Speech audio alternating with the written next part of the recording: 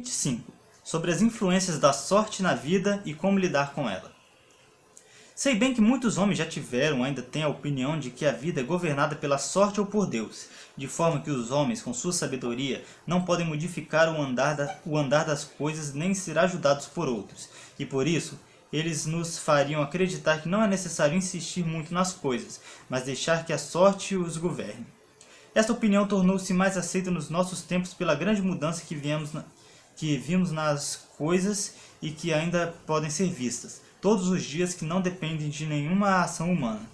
Pensando nisso, algumas vezes acabo concordando até certo ponto com eles. Mesmo assim, para que o nosso livre-arbítrio não seja extinto, digo que pode ser verdade que a sorte é o árbitro de metade das nossas ações, mas ainda podemos governar a outra metade, ou talvez um pouco menos.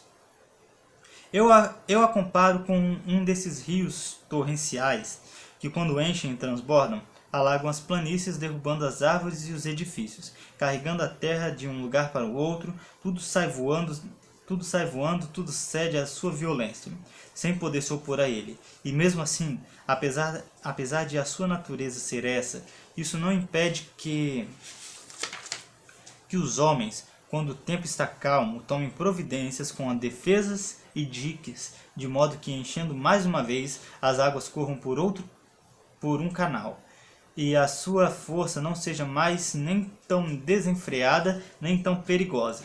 Assim acontece com a sorte, que demonstra o seu poder quando a virtude não foi usada para se preparar para resistir a ela. E assim, ela volta seu ímpeto na direção de onde sabe não existirem barreiras e defesas para contê-la.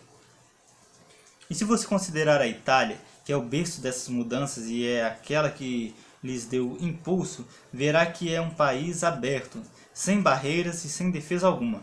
Pois se tivesse sido defendida corretamente, como são a Alemanha, a Espanha e a França, essa invasão não teria resultado nas grandes mudanças que resultou, ou não teria ocorrido. E com isso acredito ter dito o suficiente sobre a resistência à sorte em geral.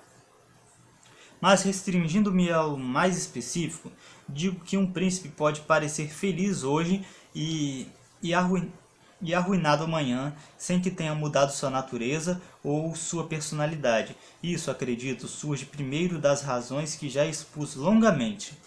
Isto é, que um príncipe que se apoia totalmente na sorte está arruinado quando a sua sorte muda.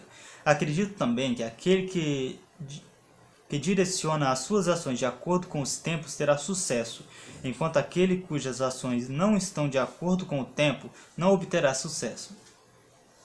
Pois os homens são vistos fazendo coisas que os conduzem ao fim que cada um tem por objetivo, isto é, glórias e riquezas, e chegam lá de diversas formas, um com cautela, o outro com ímpeto, um com violência, o outro com habilidade, um com paciência e o outro com seu oposto, e cada um consegue chegar ao seu objetivo por essas diversas maneiras. Também é possível ver em dois homens cautelosos, um alcançar o seu objetivo e outro não, e da mesma maneira, dois homens que agem de forma diferente podem ser igualmente bem-sucedidos, ou sendo cautelosos e outro, ou um sendo bem-sucedidos, um sendo cauteloso e o outro impetuoso. Isso resulta apenas do fato de adaptarem ou não os seus métodos ao espírito do momento. Isso segue daquilo que eu disse, que dois homens agindo de formas diferentes podem alcançar o mesmo efeito, e dois homens que agem trabalhando da forma semelhante, um pode alcançar o seu objetivo e o outro não. Mudanças nas riquezas das pessoas também resultam disso, pois se alguém se orienta com cautela e paciência, e os tempos e as situações se apresentam de modo que a sua administração seja boa, alcança a sua fortuna. Mas se os tempos e as circunstâncias mudam, está arruinado se não mudar seu modo de agir. Mas é difícil encontrar um homem que seja prudente o suficiente para saber como se acomodar às mudanças, porque ele não pode se desviar daquilo a que a natureza o inclina. E também porque, tendo sempre prosperado, seguindo por um caminho, é difícil persuadi-lo a abandonar esse caminho.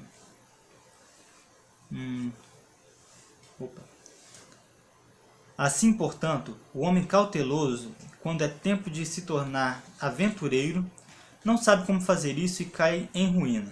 Mas, se tivesse mudado a sua conduta com a mudança dos tempos, a sua fortuna não se modificaria. O Papa Júlio II trabalhava impetuosamente em tudo que fazia, e os tempos e as circunstâncias conformavam-se tão bem com seu modo de agir que ele quase sempre obteve sucesso. Considere a sua primeira campanha contra Bolonha, sendo ainda vivo Messer Giovanni Bentivoglio. Os venezianos não concordavam com ela, nem o rei da Espanha, e ele ainda discutia o assunto com o rei da França. Mesmo assim, ele deu início pessoalmente àquela impedição, com a sua costumeira ferocidade e energia, atitude que fez a Espanha e os outros venezianos ficarem irresolutos e passivos. Os venezianos por medo e os espanhóis pelo desejo de recuperar todo o reino de Nápoles. Por outro lado, ele arrastou consigo o rei da França, porque este rei, tendo observado o movimento e desejando tornar o Papa seu amigo para humilhar os venezianos, julgou impossível negar-lhe soldados sem ofendê-lo diretamente. E, portanto, Júlio, com seu movimento impetuoso, conseguiu o que nenhum outro pontífice com simples sabedoria humana poderia ter feito. Pois se tivesse esperado em Roma até poder partir, com todos os planos estabelecidos e tudo arranjado, como qualquer outro papa teria feito, ele nunca teria sido bem sucedido. Porque o rei da França teria apresentado 1000 desculpas para não ir e os outros lhe teriam levantado 1000 receios. Não falarei de suas outras ações, já que foram todas semelhantes e todas foram um sucesso, sendo que a brevidade da sua vida não o deixou experimentar o contrário. Mas, se circunstâncias tivessem surgido que o obrigassem a agir com cautela, teria sido a sua ruína, pois ele jamais teria se desviado daquele modo de agir a que sua natureza o inclinava.